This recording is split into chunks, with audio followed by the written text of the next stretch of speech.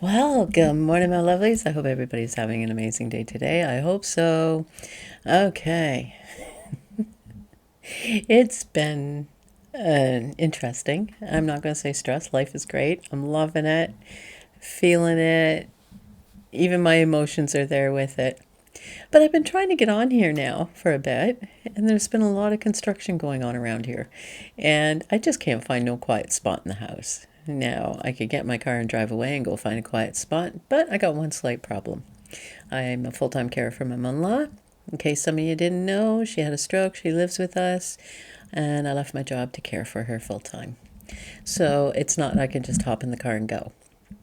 And I'll tell you, sometimes I wish I would have. If I could have bundled her in the car and said, come on, let's go. But it does take two people. And I'm not going to call my husband and say, oh, I need a break. Come home. Help me get her in the car.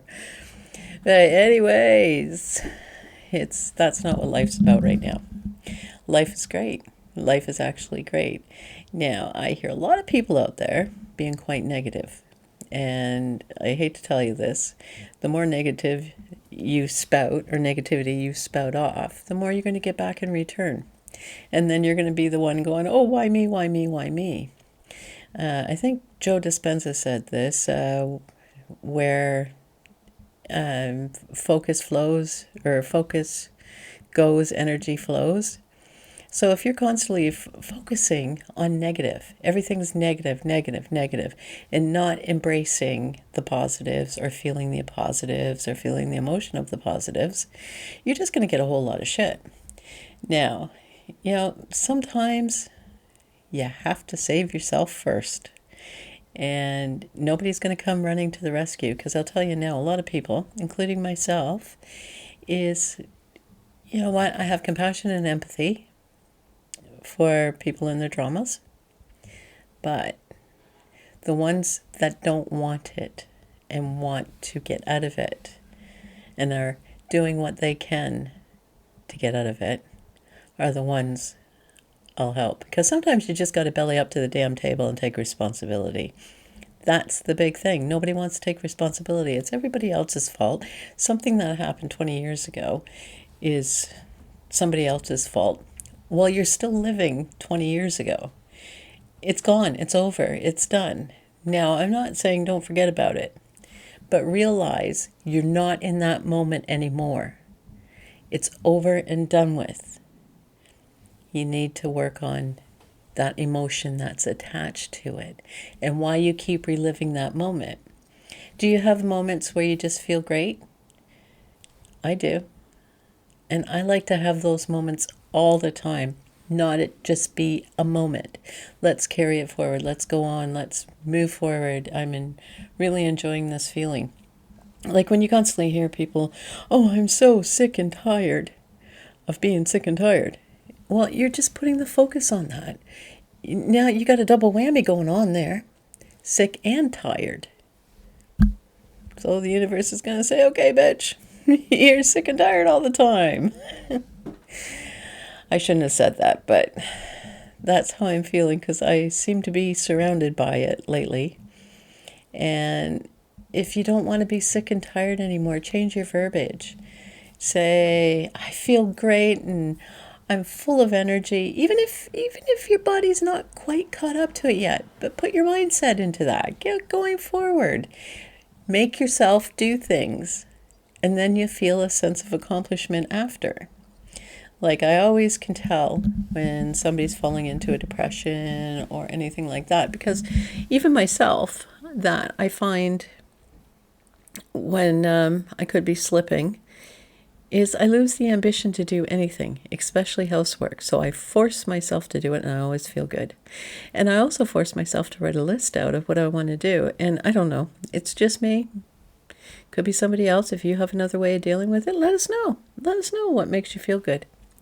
Is, for some reason, drawing that line through that task is like an amazing sense of accomplishment. It makes me feel better and starts pulling me away even more. But you got to find what's right for you. Not everything is right for everybody. It's not a one size fits all. because we all have different lives. We all have different life stories. We've all had different experiences and traumas and this, that, and the other thing. And, when somebody's going through something, that you've gone through something similar, don't put your emotion or judgment on it, because it may sound familiar or it may seem similar, but you're two different people with two different life experiences. And that makes a huge difference. And that's when to look at things without judgment or ego and get rid of the emotion attached to it. Yes, I know compassion and empathy can be classified as emotions. They're feelings. They're from the heart. They're not from the head, they're from the heart. Now, I fall foul to this a few times myself, that judgment wants to jump in there. And I got to stop myself and say, no, Elle. Nope. Because it's a different person and different people are involved, or a different scenarios involved, or a different workplace is involved, a different husband's involved, a different kids involved. It's not exactly the same. And you're not that person. You don't have their past experiences. So how can I make judgment on that? But what I can do is open my heart, be compassionate and empathetic, and understand that emotion they're feeling in the moment. Because you've had not their situation, it could be a totally different situation, but you understand the emotion that's attached to what's going on. And that makes a big difference, because people don't want to be patronized. Well, some people do. They're in their little pity party and they're going, oh, poor me. And you're going, oh, Bobo. Oh, I feel so bad for you. It drives me crazy. Now, even when I don't say something's going on, I try to, when people say, oh, how are you doing? Like I had some dental work done and it wasn't pleasant, I'll tell you that much. Today's actually a good day with it. It's not as tender. But how you, oh, great. Oh, didn't you have, yeah. Must be nice not to, wait a minute. I'm not sharing my pain with you. Because, I don't want to hear you, oh, so sorry. It drives me crazy. It really does. Don't freaking patronize me. So I had dental work done. Yeah, so it hurt. Yes, so it's tender. It's going to get better. And every day gets better. And that's the way I look at it. When I go for a sleep, it doesn't hurt when I sleep. I wake up in the morning and it's a bit better than the day before. I don't need somebody, you know where I'm going with this one, for those who understand what I'm talking about. It's almost like a validation of your pain. I don't want validation of my pain. It will be gone, and it will be gone quickly. So that's the way I look at it, and that's what I believe. And sure enough, that's what's happening. But sometimes you just get tired of hearing other people's dramas, especially when it's the same one over and over and over and over and over again. Well, what are you going to do about it? What is the solution to this issue? How do you see this working out? And a lot of times they just look at you and they're not quite sure how to answer, because it's not an open-ended question of yes or no. It's actually producing thought. Well, this is what I would like to happen. Okay, now realistically, if you do this, what will happen? Sort of turning it to get them to really think. Because sometimes you can say, oh, I want my manager to be nicer, or things like that. Well, how are you going to get your manager to be nicer? You can't.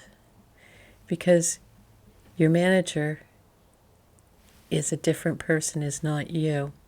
But what you can do is raise your vibration and focus that not niceness back at them and don't let it get to you. Because sometimes you need to walk away. You just need to walk away because you can't have everybody changing around, because some people are so close-minded it's not funny. They can't see the forest for the trees and they think being nasty is a form of power or whatever. I really don't give a shit about that sort of stuff. Put yourself in your ivory tower, because one day it will come down. And, I hope you do well. Love you. Bye. Okay, another soapbox moment. But you know what? I'm going to have to love you and leave you. Yeah, I got to go get a coffee and get some lunch, all that good sort of stuff.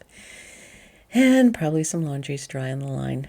It's a beautiful sunny day here in England, and I'm enjoying it. Okay.